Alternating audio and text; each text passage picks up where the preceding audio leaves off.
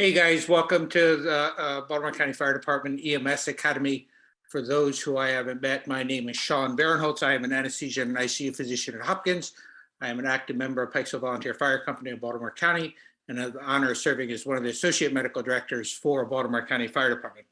On behalf of Dr. Pollack and the EMS office, on behalf of Dr. Pollack in the medical director's office, on behalf of the EMS office, Chief Shenning, Captain Stewart, Captain Fitzpatrick, thanks for what you guys do every day. Thank you so much for your dedication to lifelong learning.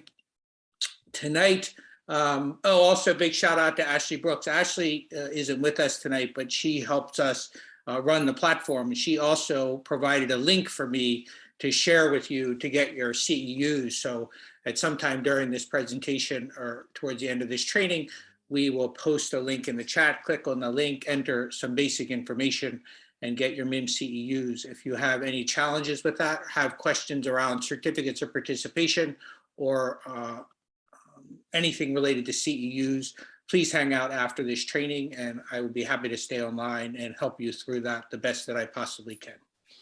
So tonight we're super crazy excited to have with us Michelle Baumgardner and Rosalyn Berkowitz. Michelle is a PA student with the University of Maryland Anne Arundel Community College Collaborative Physician Assistant Program and will also soon graduate with her Master of Health Sciences. She's a 5-year member of Pikesville Volunteer Fire Company in Baltimore County, where she is an EMT firefighter and past lieutenant. Prior to PA school, she worked at Glendon, Hereford, Woodlawn volunteer fire stations. She was subpoenaed during her didactic year of PA school for a call 2 years prior. She testified on her patient's behalf and hopes to educate through discussions of her experiences. We also have with us Rosalyn Berkowitz. Rosalyn is a forensic nurse examiner at GBMC in Baltimore County. She graduated from the University of Maryland School of Nursing. She is on the board of the Maryland Healthcare Coalition Act Against Domestic Violence, a member at large on the Baltimore County Domestic Violence Fatality Review Board, and was appointed to the Maryland Domestic Violence Fatality Review State Implementation Team. Rosalyn has 22 years of nursing experience, 2 in the ICU, 14 in the emergency department. She also worked as a forensic investigator for the Office of the Chief Medical Examiner in Baltimore for 9 years, performing death investigations. Rosalyn is an expert witness for sexual assaults in 2 counties in Maryland, for non-fatal strangulations in 3 counties, and Roz also just was quite critical in helping pass recent legislation to support domestic violence prevention. You guys, thank you so much for being with here tonight. Michelle, I think you're up. Thank you so much for the awesome introductions. One thing that Roz and I want to share with anybody is that we know that everybody is off with their cameras, but if you guys want to unmute at any point or do comment in the chat, we love to share experiences. Sean did tell us that about 5 of you emailed him and told him that you already did receive a subpoena. So if you guys have any questions, please reach out. So yeah, first we are just going to get started with our objectives, what we want you to learn. So we want you to establish familiarity with subpoenas, courtroom procedures, and testimony expectations. Know the key differences between what a fact witness is and an expert witness during that testimony. Provide you with a mock trial, questioning both a fact witness and an expert witness, so you can hear what it kind of is like for a few minutes. We are going to practice a little bit of documentation of physical exams, so we would love if you guys participate and use the chat function. And then learn a few new styles of documentation through that process.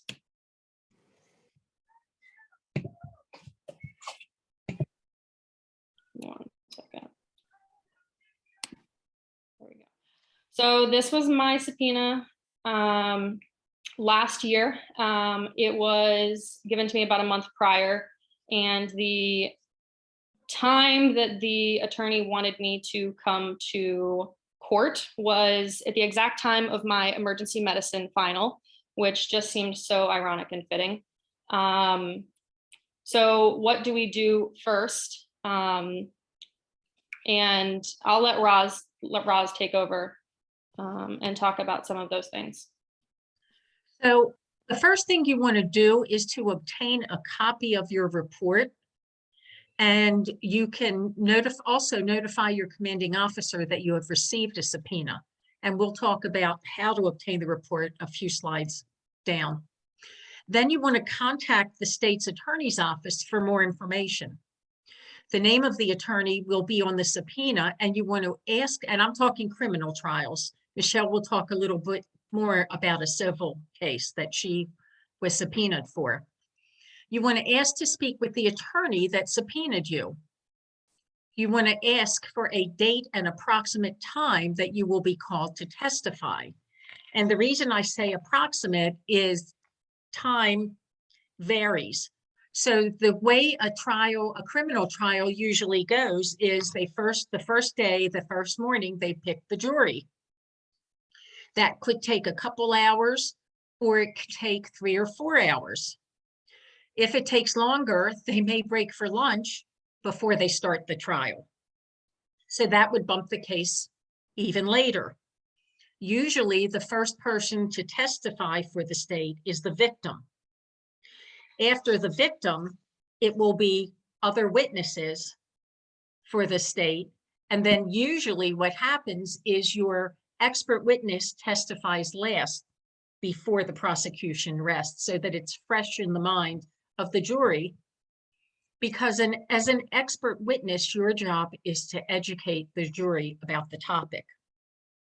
The other thing the attorney could ask you for as an expert witness is a letter for discovery about what you're going to testify to. And sometimes those are very beneficial in obtaining a guilty plea prior, without the trial. So the other thing, you could testify at the end of the first day, but if things run late, you could really be in the morning of the second day, and you're supposed to be available. The other thing is, if you have something that is going to be utilizing your time the second day, say you can only get off work for one day and you couldn't get off for the second, if you speak to the attorney, they can usually work it out for you. You want to make sure they give you the correct address of the courthouse if you don't know where it is. And Michelle will tell you a story about that in a few minutes. And then you want to ask about your role. Are you testifying as a fact witness, or are you testifying as an expert witness? You want to ask to set a time to meet with the attorney for court prep. Now, they're very busy right now, busier than usual, because COVID shut down the courts and all the trials are backlogged. So they're really rushing to try and get things through. And they may say to you, well, I'll just send you some questions. But if you're testifying for the first time, and especially if you're testifying as an expert and it's your first time, you need to push them and say, I really need to meet with you. If you're testifying as a fact witness and you're comfortable with the questions they've sent to you and they've sent them early enough, then you're okay. It's entirely up to you. But there's no harm in asking to meet with them. Yeah, just to add to that, the correct address, the attorney had given me South Calvert instead of North Calvert as the address. I saw on the subpoena, obviously it says North Calvert, but it's kind of confusing when you get actually called there. If the attorney gives you an address, you go there. So make sure the address is right. And then the other thing was that she was talking about with the times. I had finals all week, and he promised me he was being very flexible because he really wanted my testimony. So I asked for the very last day in the afternoon so that I would be completely finished with finals. But then part of the case had settled. So I had to go earlier in the week in the middle of things. So don't plan vacations or anything around that period of time, because it could potentially change. So Michelle, super fast, what did you get subpoenaed for? It was a civil trial. It was a patient of mine. I believe he was suing his own insurance company Okay, or somebody else's insurance company. Because I only was there to give my testimony, I didn't hear any other parts of the case. So I don't know the outcome of the case, and I also don't know really why we were even there. can you go back a slide?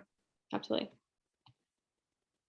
So it doesn't give you a ton of information about the case for sure. Was this delivered to your home, or how did you get this subpoena? Yeah, so I think we were going to go into that, but this Okay, that's fine if you're going to go into it. no, it's fine.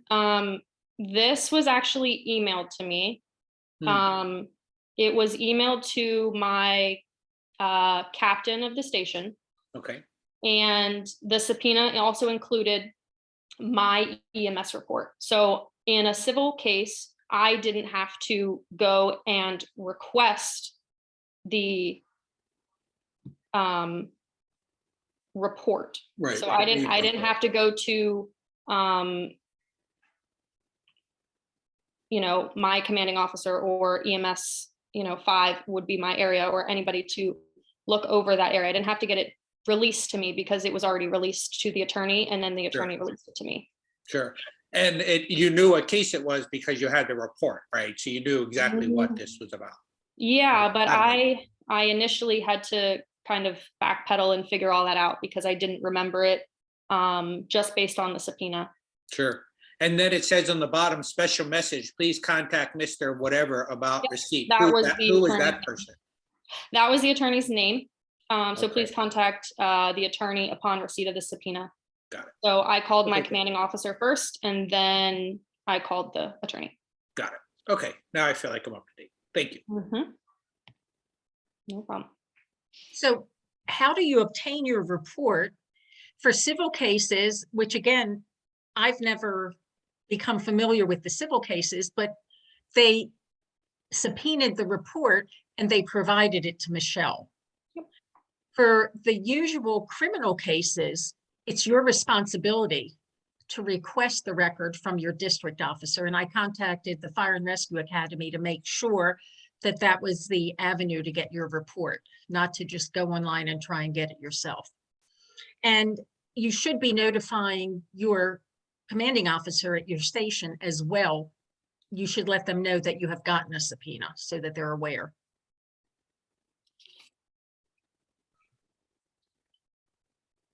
The other thing is you want to know your role. It's important that you ask them that. Are you going to be a fact witness, or are you going to be an expert witness? As a fact witness, they will ask you about the details of the patient condition, of the treatment you've provided, and the specifics of the call, but you are not allowed to answer any opinions. As an expert witness, you will be asked about your resume or your CV, so I urge everyone to keep a resume or a CV. For testimony, we use our CV, curriculum vitae, and they use that to be able to assess your level of expertise. And you actually provide that to the state's attorney, and they provide that during discovery to the defense as well. So they're aware of who they're facing. And that way they'll decide if they want to bring another expert in to testify for them or not. You also may need supporting research articles. So know the current research. It's really important because your opinions must be evidence-based. Hey, Roz, somebody asked a question, or Michelle too. Why can't we go into eMeds and get the report? Do you know? I don't know. All I know is I called Lenny and asked Lenny about it. Yeah, and he said go to your district officer. Yes. Yeah. He said that was the procedure. Okay. That was the correct procedure. Yeah. If that is what if you go through that process, sometimes they're locked and you can only view it, but you may not be able to print it. I'm not sure.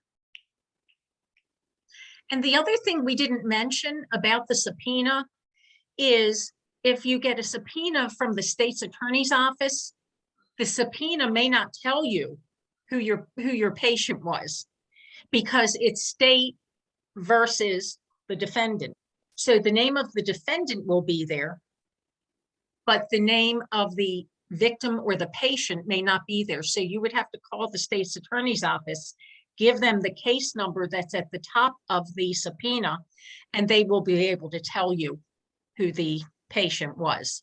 And then you can get your report. And I think it's a little different for district officer with the volunteer companies. Make sure you're in contact with the district officer and then also your commanding officer of your volunteer station. Okay. So I think this goes without speaking. Once you finally obtain that report, read it from top to bottom. Don't just go and read the narrative. Review the chief complaint, because that will be asked of you during your testimony. Know their past medical history. Know what kind of procedures you did. Even things like a cervical collar, or certain positions that you place the patient in, I think all count as provider procedures. Read through every single sentence and abbreviation that you included in your narrative. And then the last thing that I suggest is review your call times to know how long you were on scene and how long it took you to get to the hospital. All those things could play a role in things you'd be asked. If you are requested as an expert witness, may you demand payment? You could. It depends on how badly they need you as to whether or not they will pay you. But it is possible, yes. That's a good question, Dr. Dean. I don't think I know that answer, other than if I was going to be out of town, I would call them and say, I can't because I will be away. And if they really need you bad enough, they will get the case postponed until you're back. But with the threat of body attachment, I've never even thought about refusing one, but that would be an interesting question. I can find that out and get back to you.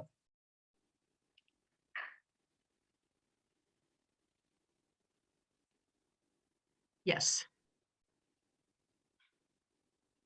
Yes. So know your protocol, know your standards of care. All of that is very important when you're testifying as an expert.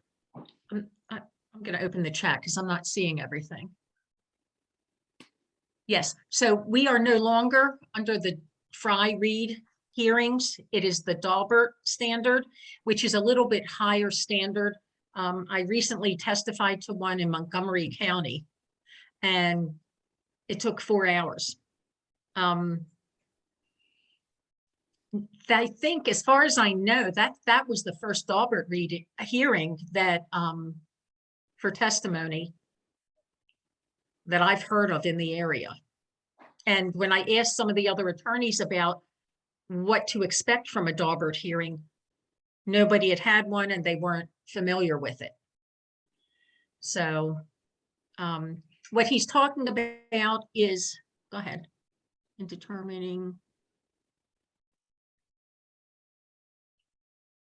I'm sorry, I'm just reading, trying to read the chat.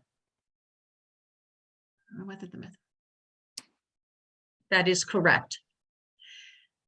It's just a little bit, so before there was, the standard was a Fry-Reed hearing, and it was to basically determine whether what you were testifying about was accepted by the general medical community.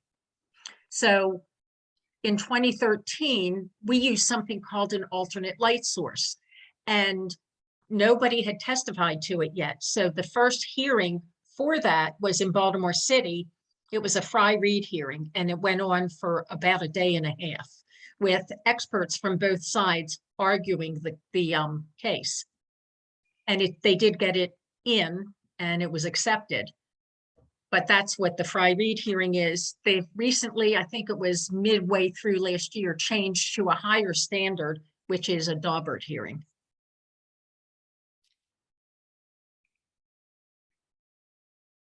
And we'll move on to the next slide. Mhm. Maybe. There we go. So the basics of testimony are that you, first of all, obviously know your CV, know your resume. And we can talk a little bit about CV if anybody has questions about that later. Know your report. Arrive early. You're going to have to go through security. Obviously, don't take any knives or guns with you. Just kidding. But also, you will be asked to turn off your phone when you enter the courtroom. And I have seen people have their phones taken away. So they are serious about that. Turn off your phones. Once you get there, you want to either sit outside of the courtroom or go to the state's attorney's office and wait there. It depends on which courthouse I'm at as to where I go. But in Maryland, they are sequestered. Witnesses are sequestered. So basically, you're not supposed to sit in the courtroom and hear testimony of people prior to you testifying. And so you sit outside, don't speak to anyone because you don't know if that person that you're speaking to is a family member of the defendant or a family member of the victim or just another person that is going to testify. You don't want to speak to anyone. And you wait until they come out to get you to go in.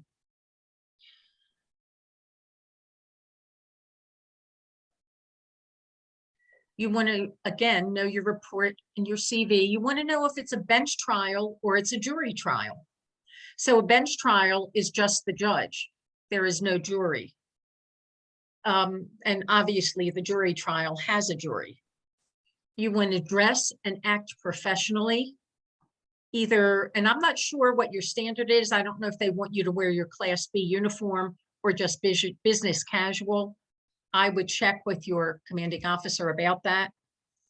I would think either would be acceptable.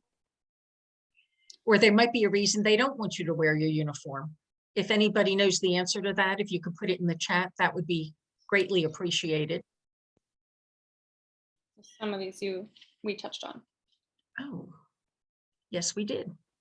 We flip-flop the sides. Oh, That's okay. okay. We already discussed this one. Again, don't speak to anybody. When you get in, they will direct you to the witness stand. It would be nice if you would go to court one day prior to the trial and see where everything is.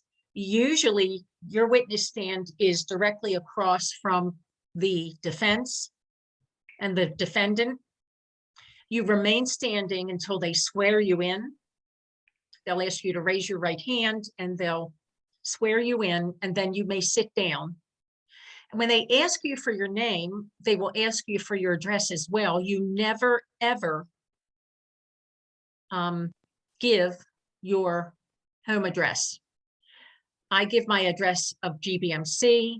You can give the address of the station, or you can give the address of headquarters. But never give your home address because you don't want anybody coming after you for retaliation. If something that you said sways the case, the case in a way that impacts them negatively. So for the civil cases, it was a little bit different for me. I didn't have to sit outside of the courtroom. It was also during COVID kind of shutdown time. And there was basically only one courtroom in session in the entire courthouse. So I was able to go right through security. There wasn't a line, and it was very easy to find the only court in session. And the doors were open. Security was outside of the doors, but I was able to walk right in and sit down in the back row. And then eventually the attorney turned around, noticed I was there. I was already, he had texted me and told me that it was okay to come in. But I didn't have to sit outside and wait for somebody to tell me to come in. It was okay for me to kind of just walk in and sit in the back and wait until I was approached. So it's just a little bit different based on what your role is. So there's a bunch of stuff you guys showing up in the chat. John has a lot to share. Number see the one, they parking provide a voucher. parking voucher. Two, when contacting the state's attorney office, you can request to you as a state's witness can be placed on an on-call testimony, which means you may not even be required to be present. I'm sure the attorney, when we call, would have that information as well. And then someone says, I have no desire to be a witness at all. Do not want to be involved with the case in any way. What are my options? Will I be forced to give a statement or read the narrative of my report? Will there be legal consequences or consequences with the fire department for refusing to be a witness? You guys have any thoughts on that? Roz? Well, first of all, they do provide a voucher. Either you can go to the state's attorney's office in Baltimore County Circuit Court, which is the 5th floor, or sometimes the court advocate for the state's attorney's office who's there through the trial, and she's the one that notifies you, you know, the jury's picked and you probably need to be here in a couple hours. There's 2 or 5 witnesses ahead of you. She will also have a stamp and be able to take care of that voucher for you. As far as all I know is it says that they can lock you up if you don't show up. I don't know that they would do that. If you really, really don't want to testify, you could call the state's attorney's office and you could speak with them and see if they would take you off of the witness list, which they may do if they can get around it. I do not know what the repercussions would be with the fire department, though. If anyone does, that would be great.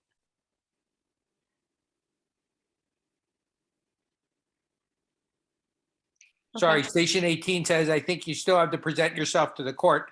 If you just don't go, I think you could be charged with failure to appear. Yeah, I'm not an attorney either, but I don't think ignoring it is the approach to do. Clearly, you have to reach out to the state's attorney's office or whoever's summoning you and resolve this. Yeah, like an adult. Prior. Yeah, for sure. I think there's also a time period that you have to respond. I'm sure. It's hard to imagine you could be mandated to appear as an expert witness. That sounds Right. a bit- No, as an expert, you don't, but you don't have to. right. I don't exactly. think, but as a fact witness, if it Gotcha. pertains to the case, I would think you would have to. And I don't know, you could probably get around it with the attorney and they could agree not to call you, but I don't know if there are any repercussions within the fire department, which was also asked. Oh, wow. Well, I'm 1 for 1, John. John shares, out of the 11 summons I've had, I have ever been required. I have never, I guess, been required to show up so far. You're lucky. Yeah. District court and once in Brian circuit court. says, in my experiences, I've only testified once in district court, once in circuit court. Often the defendant pleads out and witnesses are excused. I was hoping for that. I just had that happen yesterday. It was a good feeling. All right. Again, during the trial, you do not want to make eye contact with the defendant. When you answer a question, you want to speak to the jury or to the judge. Remember, your job, especially as an expert, is to educate the jury and educate the judge as well. You want to pause before answering any question, excuse me, because you want to give the other side time to oppose the question. So you do want to pause, and then you want to only answer what they ask you. So if they ask you, have you ever, on such and such a date, did you have the opportunity to evaluate Miss so-and-so? You want to say yes. You don't want to move on and ask about what the evaluation or what your assessment was. All you say is yes or no, and let them come back and ask you another question. Never give any more information other than what you are asked. You also never explain yourself unless they ask you. You could be giving too much information. And if you don't understand a question, or if it's a compound question, ask to have it repeated. Because often what they will try and do, I hope there's no defense attorneys on this, is they will rephrase the question and ask you the question many times in a different format to try and get a different answer from you.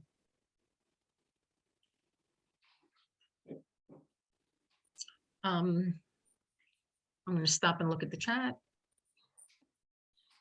Good. I like the Class B uniform. Generally, expert witnesses are paid. Okay, so I'll talk a little more about expert witnesses. First of all, I testify as an expert in 3 counties, but I testify for free. I do not charge unless I'm testifying in Baltimore County, then the hospital pays me. And the reason for that is I do it because it's my passion and it's something I really care about, and I have the time off to do it. You can absolutely ask to be paid. They may say yes, they may say no, but don't sell yourself short. If you're coming in to testify as an expert, ask them what they would consider paying you. Some experts can charge up, $250 an hour, and they can also charge for reviewing documents and reviewing things as well. So it's not just your time in court. It's entirely up to you. Somebody shared, every time I have been subpoenaed, I have worn my Class B uniform, look professional. John says if it's the defense, they do that, they're asking different ways to trip you up if they can. As a volunteer, I was told no one would ever pay. I believe that. Well, as an expert witness, they might. As a fact witness, they would not. For sure. As a mental health provider, I found lawyers shotgun their subpoenas to everyone they obtain a name connected to the case. They do, and they're never sure that they're really going to use you. So if you contact them and speak to them and they send you a list of questions, if you really can't add anything to the case, then they may tell you, don't worry about it. But that's why that phone call to the attorney is so important. And sometimes it's really hard to get a hold of them. And sometimes it's really hard to get a response from them. Captain Holden, Station 32, shares that I've given 2 depositions through all my years. It was done at the station with a clerk recorder, and that recorder swore us in. The other subpoenas were dismissed because the cases never went to trial. Brian says, for career personnel, check your contracts. Often overtime is paid for fact witnesses that are required to appear. Excellent. Good. I really like that everybody is giving feedback because it's helped. Right? Yeah, So it's good. great. And it helps everybody else. Good. And then Robert says, I'm currently on a subpoena with 40 other public safety personnel. Oh my gosh. Did you talk to the attorney? Because I wonder what the chances of, they're not going to call 40 people. Who are they going to call? So I would definitely speak to them about that.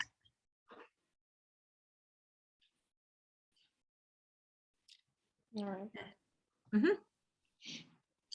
So again, you want to wait for the entire question to be asked. You don't want to jump in and start answering, because you should never assume what's going to be asked. You could be giving them and providing information that they didn't ask for, and you shouldn't have given them. And if they ask a compound question, ask them to rephrase it. If you don't know the answer, don't be afraid to say, I don't know. You don't want to guess at an answer because you could easily discredit yourself. You don't want to carry any notes into court with you. So when I go to court, sorry for the guys, but when I go, I take my big pocketbook. I'll sit in the state's attorney's office and review everything. And then I'll put it back in my pocketbook when I walk into court. Because especially if you've written notes on it, anything that you take in that you have in your hand could be discoverable. If you want to refer to the chart because you've forgotten something, they will have entered a copy of that chart into evidence. All you have to ask is, may I refer to the chart? And they will bring it over. The attorney will walk up and get it and bring it over to you. When you look at it, take your time. And they'll actually show you that chart in the beginning to get it entered as evidence. They'll say, is this your chart? And when is this the chart you documented on? And when they hand it to you, make sure that you go through it page by page and make sure that all of it in your hand is your chart, because that is what is going in as evidence. And then when you refer to it, take your time, look through it. There's no rush. There is no timing.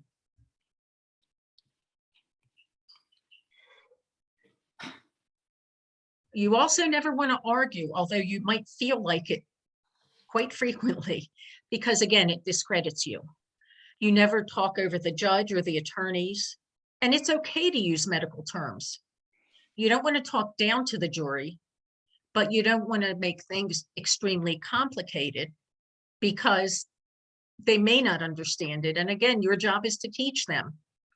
If the prosecutor feels like they don't or might not understand it, she or he may ask you to explain a little more thoroughly, and just make sure that you will be able to do that. If you hear the word objection, you stop immediately and wait for the judge to decide whether or not that question can be asked. And that's why you wait. You pause when you're asked a question. You pause to give both of the other attorney time to object to the question. You also want to use descriptive words, and everything is recorded. And you can also get a copy of the recording of your testimony.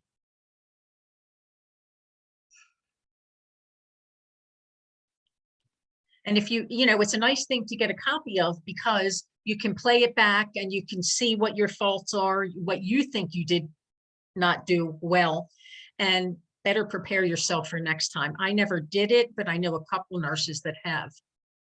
And if the defense attacks you, remain calm. It's their job. It's not directed at you. It's the way they work to help their client. You want to remain unbiased throughout all of your testimony. And I have had the defense say, well, don't you work for the police? You work for the police. You work for law enforcement. No, I don't. I am an unbiased evidence collector, basically. So you do want to remain unbiased. They will ask you if you've been called to testify for the defense before. I have not, but you need to make sure that you let them know that it's not because you didn't want to, you weren't asked. And I would testify for either, but I would not change what I am saying in my testimony from one to the other. It would be exactly the same. So that remaining unbiased is very important to keep your credibility. And then after the judge excuses you, you want to leave the courthouse immediately. You want to make sure that you don't run into any family members or anybody else associated with the case. You don't want to hang around. You want to walk out, get your, ticket validated, and you want to leave the courthouse. Roz and Michelle, there was a comment from John. As a witness, if it's not in your notes written that day of the incident or report, it never happened. Right? If it wasn't documented, it wasn't done. And we will cover that with some of the documentation piece of this. But is that also true for observations too?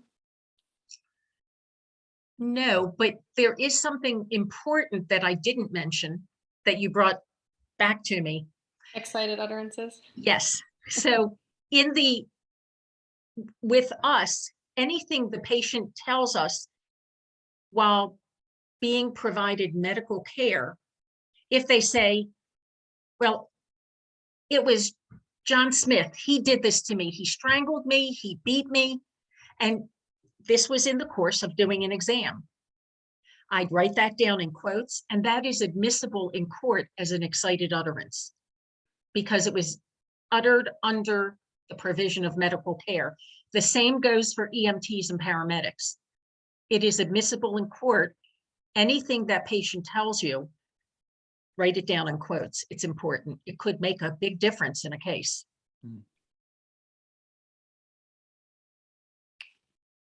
So we're going to start with a fact witness trial. And this is from Michelle's case that she testified for. And these are the questions that they asked her. So we would call her in and she would be standing with, I would tell her, raise your right hand. Do you swear to tell the whole truth and nothing but the truths? I do. Okay, you may be seated. Please state your name and spell your last name. Michelle Baumgartner, Bomgardner. And what is your occupation? I'm an EMT. What does that mean?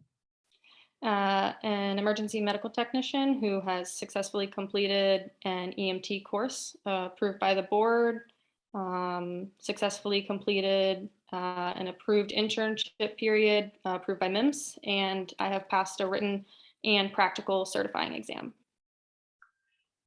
And for whom are you employed? Pikesville Volunteer Fire Company. Do you remember this call? I do. Where did you find Mr. Blue upon arrival at the scene? I found him on an embankment alongside the road. Do you know how he got there? He was extricated by bystanders. What was Mr. Blue complaining of upon your arrival? Can I refer to my report? Absolutely. Here it is.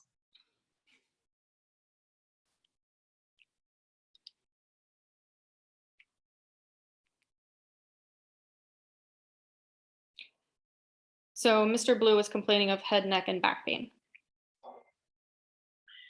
Were there any other injuries noted? Yes.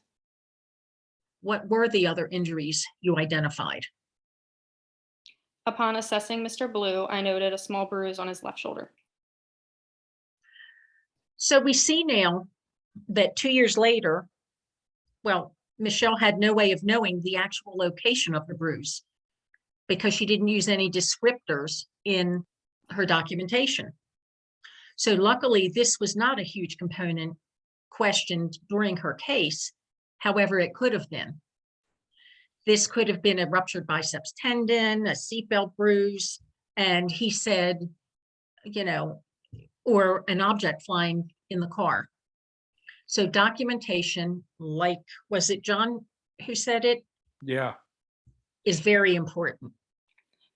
Because this case this patient that you take care of may go to court a year or 2 years down the road. You're not going to remember. So your report serves to refresh your memory as well about what happened. Absolutely, you can. Roz, I know in the in-hospital setting for sure, there's more incorporation of pictures in the electronic chart that are then discoverable and often We don't used. have that capability. What is going on with EMS, and is there any movement towards that? It would be wonderful if there was. I think that would be really good for EMS providers to have as documentation. I think that like many of the tough books out there, it's probably going to be one of those things that is just broken all the time. The camera just doesn't work and you're not able to take a picture when you want to take a picture. Beth says, can I write things in the chart that describe the patient's clothing or jewelry so I can remember him or her if I think this case may end up in court? Absolutely. Really helpful. The only reason that I actually remembered this call was because of that. The one word in my report was embankment. When I read that in my report, there's only a few people that I found on an embankment. It's just kind of specific. And so that stuck out to me. And then I was able to actually remember things about it. And then the only other thing, Roz, that we didn't talk about was they will ask, who are you employed by? And you'll say the station that you're at. And then they'll also ask, what is your address? So 700 East Joppa for all of the county employees, and then non-county employees, volunteer employees, or volunteers, I suggest memorizing your station's address or just using the 700 Joppa 2. I don't think either one matters. But it's worth memorizing, because I remember the morning I was not prepared for that question. And I was just fortunate enough to have 40 East Sudbrook memorized. John says in the old days, we could use journals if you did handwriting. I don't know exactly what that means. So these are journals outside of the reports. We'll see if John responds. And then Scott says you can attach photos to the reports. Is that right? How? I have been Scott, in PA how? school for a while. I have no idea. I don't know either. Hey, Scott, that sounds like the next class. Oh, so John's saying in the old days, we could use journals if used for self. So for example, I wonder if he's talking about, like, when I have something bad at the hospital, when I was younger, I used to write down a bit of information and I would put privilege and confidential and I would put it in a file. Oh, I know what you mean. And that is something that we could use then if something went to court. Whoa. Wow. Just Learned make something new. sure that nobody knows that you do that, because it's discoverable. If the attorneys find out that you have kept notes, they can ask you to provide them during discovery. Yes. Roz says the computers have a feature that you can take pictures and upload them into the report.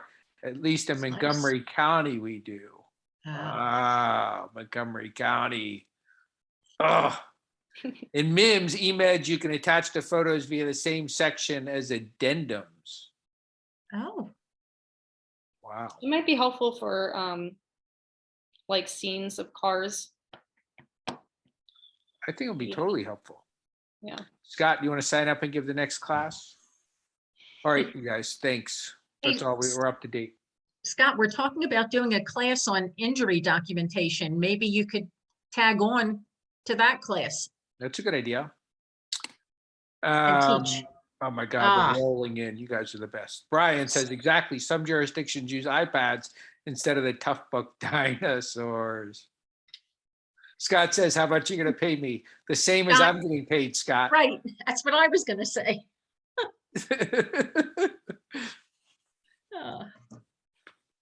And then we're going to do a quick trial for an expert witness and show you a little bit about how different it is. Okay. And super fast. Karen says, I worked at the paramedic years ago. They kept keeps every one of his notes for a report in his locker.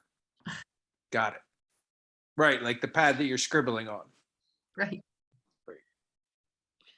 Okay. So now we're going to go through kind of the same thing, but it's just a little bit different for those of you out there that are called as an expert witness. Things go just a little bit differently, a lot more in depth. So Rosalyn walks up to the stand. She raises her right hand and someone swears her in. So do you swear to tell the truth, the whole truth, and nothing but the truth? I do. You may be seated. Please state your name and spell your last name. Rosalyn Berkowitz, Berkowitz. Rosalyn, where do you work? I work at Greater Baltimore Medical Center, What is the address? 6701 North Charles Street, Towson, Maryland, 21204. What do you do at GBMC? I am a forensic nurse examiner at GBMC.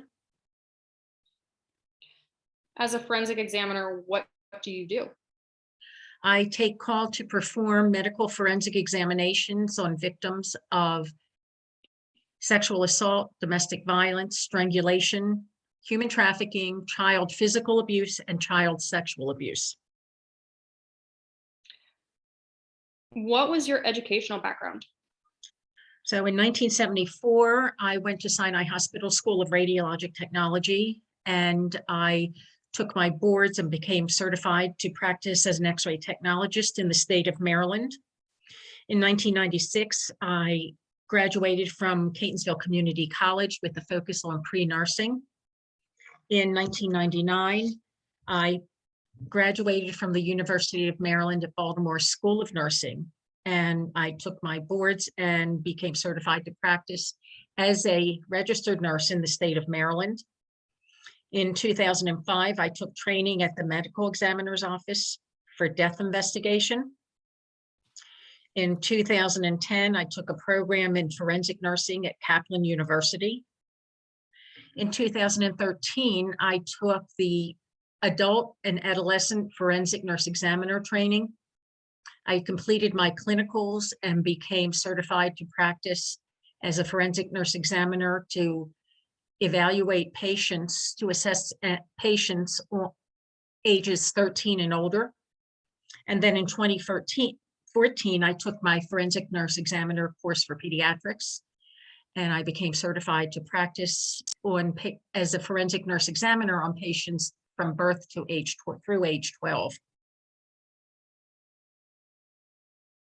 And before becoming a nurse, what other jobs or education do you have in the medical field?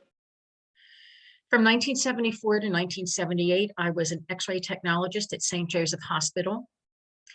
From 1978 to 1986, I was an X-ray technologist at Northwest Hospital, where I worked in interventional radiology and took call for CAT scan. And I'm not going to go on and bore everybody with the rest of this, but then they ask about my nursing jobs, which I had to go through one by one, if I had any formal forensic training. And then since when I testify for strangulation, I have to go through all my strangulation training. And what my job position at GBMC, what I do, any professional society memberships, any honors and awards, jobs and duties, and then if I've been qualified as an expert before and where. So it's much more involved and a lot more to memorize. And then And at what- the end of Mhm. What Go do you ahead, I'm mean sorry. to end of it, memorize? often- You memorize that? You're not reading that? I memorize it. I start 2 days before the next trial and memorize it all. Wow. So at the end of going through all of that pages of her background, then the attorney will ask the judge for her to be sworn in as the expert witness. And then the judge, will either approve it, disapprove it, and then the other side gets to discuss it.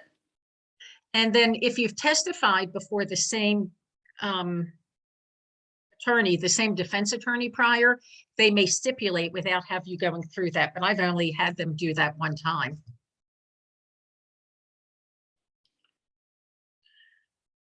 Okay. Mhm. Beth says, I've been in healthcare for, John says, be careful in crossing the lines of HIPAA when you store personal info and calls. Great point. Beth says, I've been in healthcare for 45 years. If I can't remember all the places I have worked, will that discredit my testimony? I don't think it will discredit. I mean, they have a copy of your CV.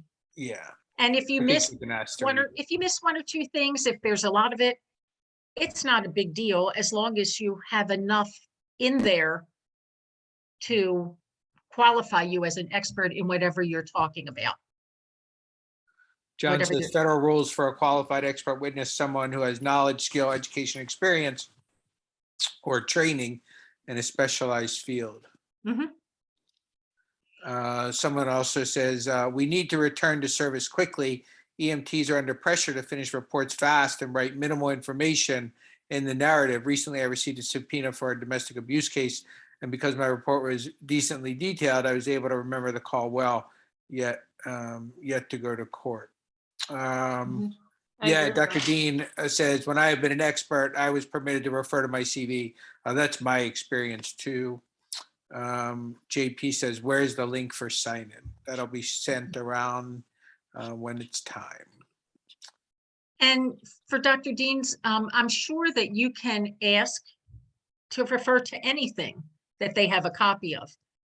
And they've already, put in your copy of your CV as evidence in the case, and you can just ask to refer to it.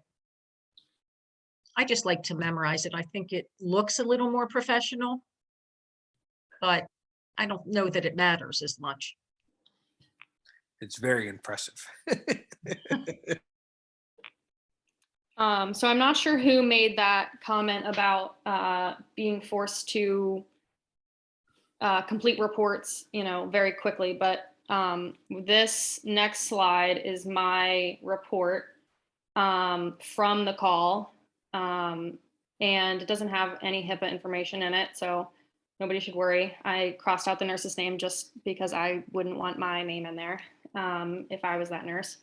But it is super short, and I talked to Roz about this, and I really struggled. I was like, Roz, I don't want to put this in there. Like, I don't want all these people seeing my report, because it's just, especially now that I'm in PA school, I have such a different perspective on report writing. I have much more knowledge on things you can talk about, how to describe normal and then how to describe not normal. So just reading through the HPI was enough to jog my memory for things.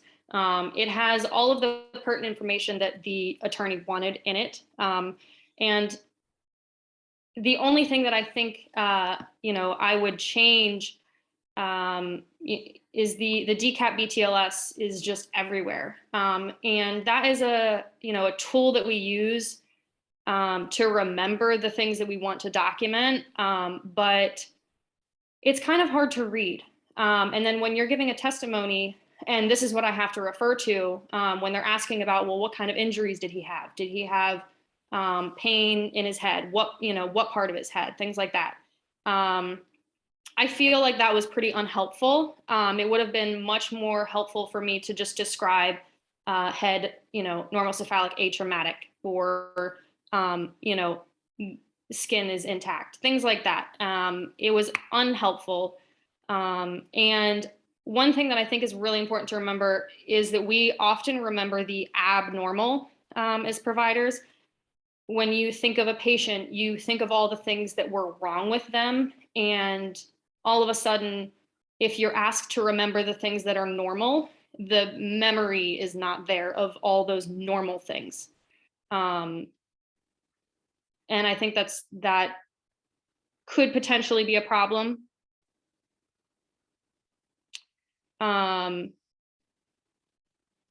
And I think it's just easier to understand if you type it all out. Talk about both the positive and the negative. I think a lot in my report, I talked about what was negative. None of these things were present, but I didn't talk about enough positives in it. This is pretty early on in, I think, my EMS experience. I don't know. Like I said, I'm not thrilled about putting it in here for all of you to see, but I think it's a good reminder that it's not always going to be the reports that you want to be seen that actually get picked. And then one thing that I was happy about this report was the vital signs. I'm glad that I put the vital signs in there, 170/90. It just shows that I was paying attention. And some things that I would have added, a chief complaint in the narrative. I know that we have chief complaint and past medical history, meds, and allergies in other parts of the report, but now I feel like I would want to include those things in my narrative, and I'm fast enough at it now that I feel like I can type those things out. But I completely understand we are like pushed for time, and you have the ride to the next call to complete your report. So I think when you put things in there, I think it shows that you don't just pull forward the previous report. Maybe the patient is already in e-meds and you just pull all the information forward and they're like, oh, there's already a med list in here. And then you don't even discuss meds, you know, or you forget to because they're already there. But I think it just shows that you went over it. And then the other thing that I would add to this report is a time that I did this exam. So when I talked about earlier, looking over the times on scene, you know, time arrived to scene and then time transporting to hospital, you can estimate, you know, at what time you did your, you know, trauma assessment or whatever, but I think it's helpful to put the time. That's something else that I would have added. So this is a little bit more in depth. This was a patient that I had that came to Johns Hopkins, I think with a fall, mechanical fall. So I think just in general, I put this in there just so you guys see how much more information, obviously, that is out there for you to talk about. And the things that I wanted to include, I didn't put past medical history here, but, you know, because I only have so much space on the slide, but things at the bottom, changes in route. I think that I previously used to kind of put everything all in one paragraph at the bottom, but I think that that opens it up for us to require the memory to include that in a paragraph at the end. But if you have it as something that is a bullet point down, I think that just based on memory, you're more likely to remember it. And then plan step by step of what you did for this patient, you know, from the time that you walked up to them. And then literally talk about each thing that you did. Placed in spinal immobilization, performed trauma assessment, obtained IV access, gave medicine, performed EKG, things like that, just so it shows that you're paying attention. And then the other thing is just about like complacency. I think that that was something that happened, unfortunately, a lot when you're overworked, which we often are in EMS. And unfortunately, you know, it pushes you to finish things faster. So including past medical history and all those things I keep kind of going on about, I think it just shows that you're paying attention, that you understand, and then it also helps you in the long run. So typing it out is worth the effort. And the next thing we'll kind of talk about is psych. So I think that asking about previous psych diagnoses and previous psychiatric hospitalizations gives you a good idea towards things that could be going on. And then one of the things that I did as an EMT, we talk about some of these things in this mental status exam. This is only a component of you know, psychiatric evaluation, but I think it gives us an idea of like all the things that go into when you're looking at a patient, you know, so you're paying attention to their gait, you know, if their gait is unsteady, you know, are they, you know, intoxicated? You know, is their hygiene appropriate? Is their clothing appropriate to the season? You know, things like that, I think will help you jog your memory. So all of these psych things can be part of your physical exam. And then obviously things at the bottom, we talk about homicidal ideation, suicidal ideation, hallucination. All those things are included often in our questioning of, you know, when we have somebody that is complaining of a psychiatric complaint when we get there, but also these could be things that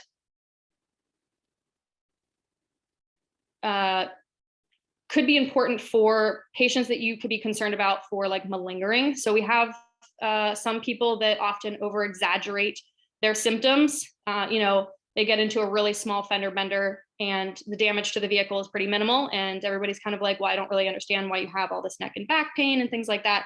But obviously we have to do our jobs. We have a duty to act and continue to do those things. But phrases like pain out of proportion to exam and these kind of mental status things that I have listed here kind of all without actually saying it, remind you that you had that concern of the person is kind of over exaggerating. And then Roz wanted to talk about a little bit too, right? Yes, so we were talking about this, and Michelle was talking about, sometimes the patient's story changes.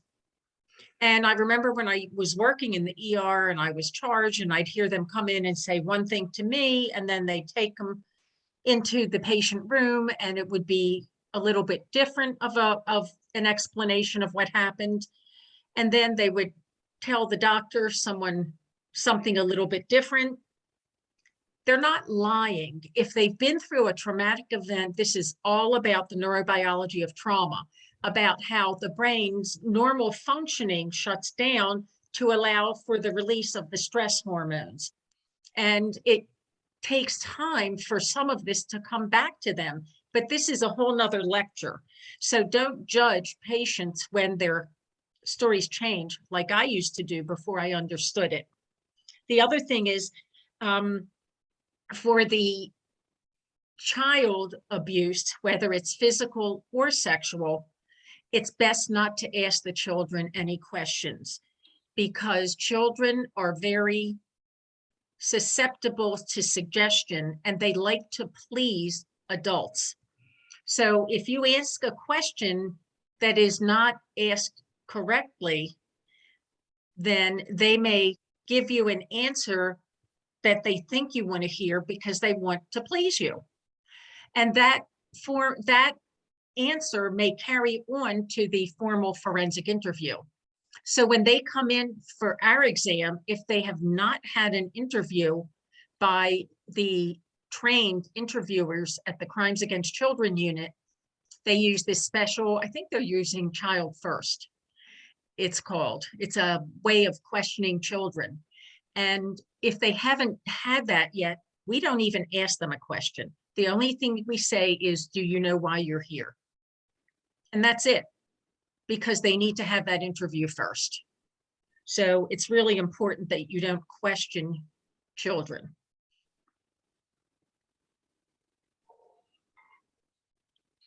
There was a couple comments. Okay, take a look. Yeah, so we picked up the more you dazzle the court with quantitative data and professionalism, the less chance they will refute your testimony. This, I think, was around the time that Roz was sharing that she memorizes her 10-page CV. And then Robert said, No, 29-page CV.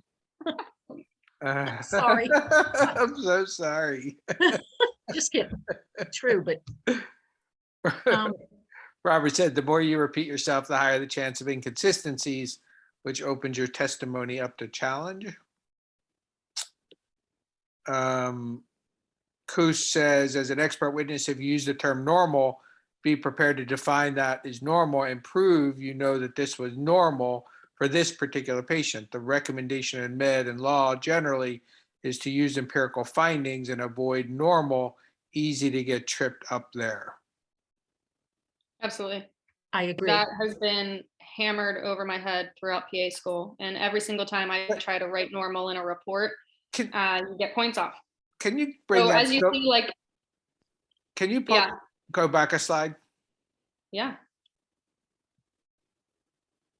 Come on, Michelle, we're never going to write this. I think it gives, that's Come not what I'm, on. I know. I tried to take some stuff out. I did. I'll stay out of this. Come on. I did. Okay, Yeah. I was going to take out I've the been in crazy medicine notes. for 24 years. I don't write, even with electronic cut and paste and smart phrases, I don't write notes like this. I could get in trouble eventually. So, I have this, like, basically, I feel like memorized at this point because you have to type it so fast. But thank you.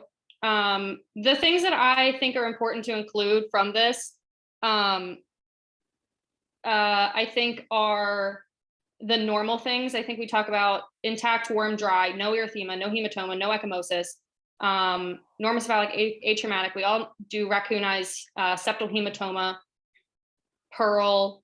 Okay, we don't look in the ears. C-spine tenderness, I would add midline or where it is. And then things about the neck, obviously you're not going to be testing full range of motion if they have neck pain. We don't do that. We do that after x-rays, but and then the cardiovascular section, I would include EKG findings. Pulmonary would all be the same. Abdomen would be the same. And then I just left the musculoskeletal because she had a musculoskeletal complaint. I think that the reason that I included this was not to show, like, not to show what I'm currently doing, but I think it allows everybody to get an idea of new things that they could start to include in a report. If you're able to obtain, like, see anything from my newer report versus this, you know, like, that's what I want to show, is like this, you know, is not something that I would want to continue doing. And then if you're able to pull out any new things to include as pertinent positives and pertinent negatives in your reports that you're able to type in 10 minutes going down the road, is what my goal is. There was another, Dr. Siegel, who's also at Baltimore County Fire Department, says, I write all my ES reports in even greater details. Sorry. Yeah, I get it.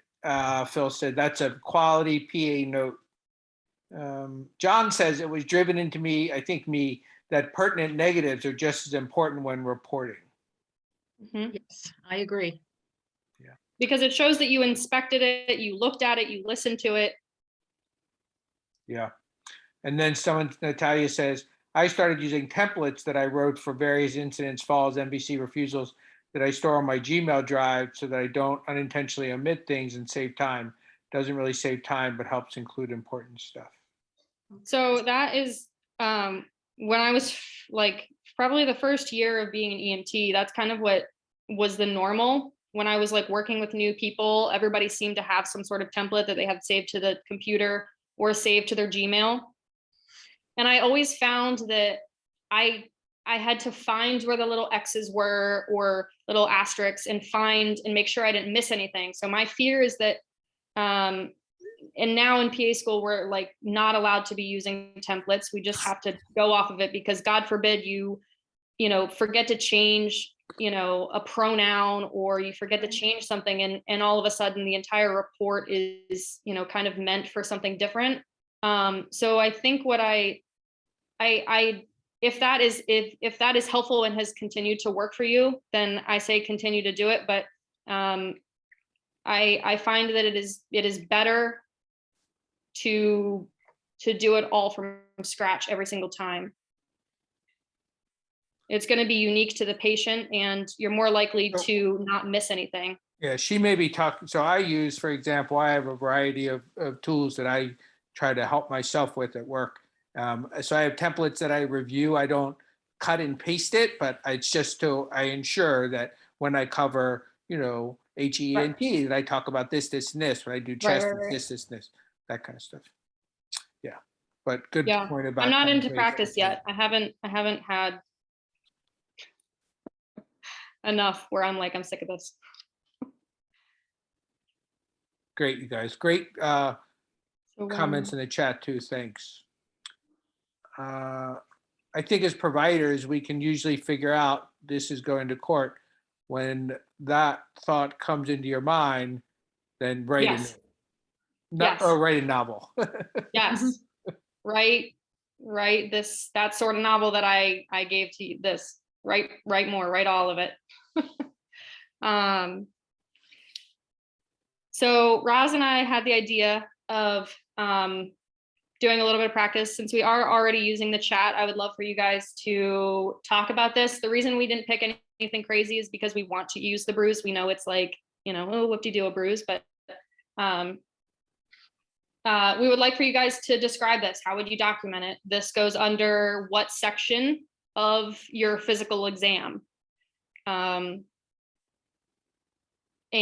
you know, kind of take a minute to type out something that you would write in your report that you would feel comfortable with going into court with.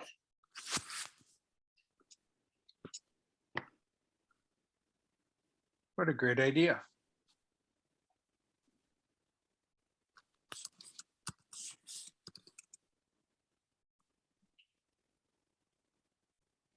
This is a component of your physical exam.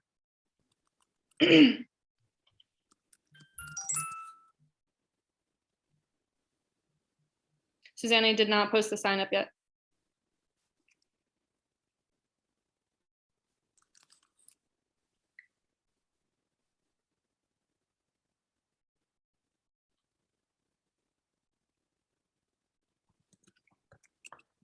The chat got very quiet. That's okay. I'm typing.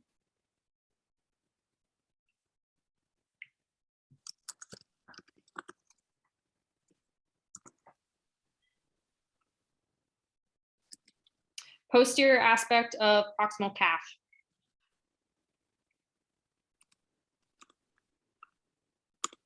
You're welcome.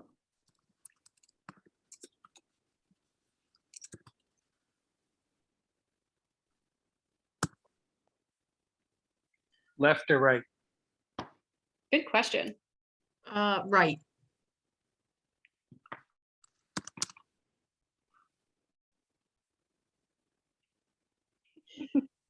You figured out. color- The colors do not show up as well on the screen, unfortunately. Oh, really? Yeah, Okay. but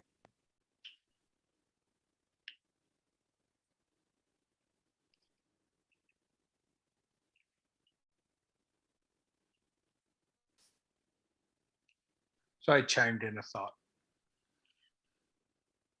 Perfect.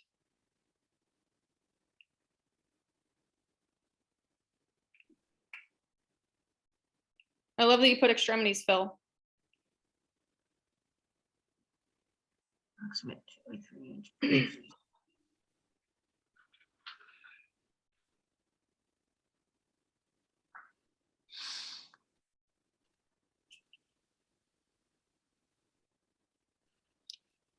Good. I'll just start to read. Extremities 4 by 6 centimeter oval area of ecchymosis is noted on the posterior aspect of the right calf. Extremity on the back of the right calf, 2-inch by 3-inch bruise that was found in a stage of healing. Patient did not complain of any acute tenderness and does not remember how it occurred. I love that. Extremities, PMS status, 4 by 6 hematoma on the right posterior aspect of evidence of healing. Pain status, 4 by 6 ecchymosis noted on posterior right calf. Various stages of healing, center purple with yellow edging. Great job. I love the yellow edging. Right calf, majority of the bruise is purple with some yellowing on the outer edge. No swelling or tenderness noted. Photo would be attached. Good idea. Upon a physical exam, 4 by 6 centimeter ecchymosis, right calf noted, color purple with a yellow-green tender palpation, various stage circumferential. I like that they added tender to palpation. So feel free to continue. So some of the descriptors that we wanted to include, some of them are obvious, like size and colors, if you're able to assess it, but and then, location. Sometimes location is kind of hard to remember because you're like, I have to put the body in anatomical position. And then the additional descriptors that we kind of anticipated that might be forgotten, but most of you did remember, is the blurred edges with that yellow green halo, like Natalia said. And then palpation is huge. Inspection is your first step before you even do anything. Palpation is next. So temperature of it, is it warm to touch? Can you feel the hematoma underneath? And then obviously pain. And then again, like I kind of said earlier, pain out of proportion to exam. If it's a really, tiny bruise or things like that, you could potentially include. But one of the things that I think Roz wanted to touch on was the dating of the bruise, right? Right. So all the research shows that you can't date a bruise by its color. So don't say comparing bruises, this is an old one, this is a new one. You just can't do it because everybody reabsorbs at a different rate. And there are too many variables like disease processes, medications that would predispose to bruising more. Sorry. And so you cannot date a bruise by its color. So do not try to date it. The best you can do is sharp edges or blurred edges. Sharp edges would indicate it's fresher, blurred edges, gravity's kicked in and it's starting to spread. The other thing is, I have a few pet peeves because I've learned forensic documentation. So I rather than critique these, I think what I'm going to do, I spoke to Sean about doing another training on injury identification. And I think we'll maybe discuss this again with that. Love it. So we had another one. And then if you guys care to do it again, we would love to hear it again. Maybe using the descriptors. This one has kind of, again, that little thing that we were talking about earlier with the edges. Yeah. Super quick from Terry Roz. How would you describe the smaller shape bruise just above the larger oval shape? I would just measure it all together. When you measure a bruise, you measure one of your measurements needs to go through the widest part. And I would just describe that. Can you go? I have a picture. I guess I would describe that as maybe an additional small bruise above.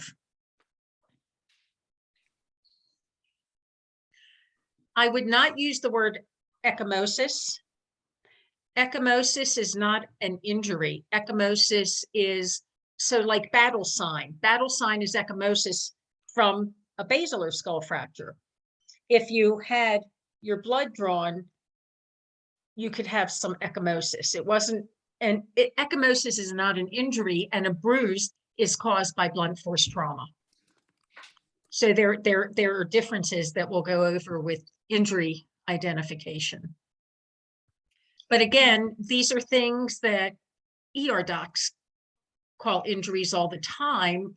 It's different because of forensic documentation of injuries. We've, Roz and I have talked about whether or not she wants to include ecchymosis versus bruise in this PowerPoint, and she decided not to go on the soapbox. And I did anyway, sorry. No, it's fine, I love it. I remember you were like, I could rant on it all day. And then, so this one, I think the kind of difficult thing was when I first looked at this, I thought this was kind of like an abrasion. And I wasn't sure exactly what this was based on the picture. And, you know, Roz told me that this was also a bruise. And so this one has that reddish color, and then it has that brownish color on the outside. Obviously the size, but I think what was difficult about this one, and the reason we included this one in another bruise, I know two bruises, but the reason why we included this one was because of the location. So this position, we want to remind everybody, anatomical position. So anatomical position is arms down at the side and then thumbs out laterally. So this bruise position, you know, kind of would technically be anterior and medial. So if you're going to try to describe things, don't be afraid to pull up anatomical position and number of digits, 1, 2, 3, 4, 5. So making sure you just brush up on your anatomy and how to describe things so that you describe the location of it correctly. And this, I'm not going to go into the difference. Again, that will be on the additional training. What I want to point out about this is there are two different injuries. One is caused by blunt force trauma. One is caused by sharp force trauma. If you're not sure what an injury is, the best thing to do is just call it an injury or a wound and describe it. So the one on the left has irregular borders and tissue bridging. That makes it a laceration. It's caused by shearing and tearing of tissues. The one on the right has smooth edges and no tissue bridging. So if you're not sure of the difference, just describe it. Because that way, you know, an expert for the defense is not going to come in and find you that you documented incorrectly. So Roz, the thing that I found interesting for this when you taught me this, because I call everything a laceration, was that the lacerations occur because of the underlying bone. So the bone underneath of that area is what causes the shearing of the skin over top. And then the cut is because of an object such as a razor blade, box cutter, the glass, things like that that you talked about with me. So I thought that was interesting. And I think that's an easier way to remember it if you want to try to remember laceration versus cut. The bony prominence underneath is laceration. Right? Yeah, I mean, it could also be a cut if they were cut over it with a sharp object, but it's more the mechanism. Right. But yeah. And then, And also, this is an example of bruises in various stages of healing. If you see that on an incident that could be maybe a domestic or especially on a child, if you see a child that has bruises in various stages of healing, that is potentially child abuse. And you need to contact the police and contact the CPS and have this documented. and then I think other thing you wanted to point out here was the, it seems to be caused by the same thing. Mhm. They So- all What is are this? very similar. What were you, somebody What else? is this, Roz? I'm sorry, What is the mechanism of this injury? that I do not know. I found this one online. But it's interesting. And the next one is going to be a pattern injury. And what I wanted to say about this one, or even the previous one, the most important is that it's bruises in various stages of healing. So it was repetitively done at different times. But with the pattern injuries like these, if there's a pattern injury, especially again, if it's a child, but if it's a pattern injury on anyone, let the police know, because they can go back to the house or to the scene and try and identify what caused the injury. And with child abuse, that's really important.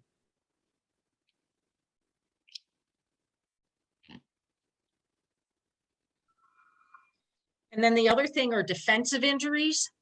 So it's an injury caused by somebody who is trying to defend themselves. They're usually on the anterior forearm or on the fingers. I actually had a patient with cuts on her fingers from a knife.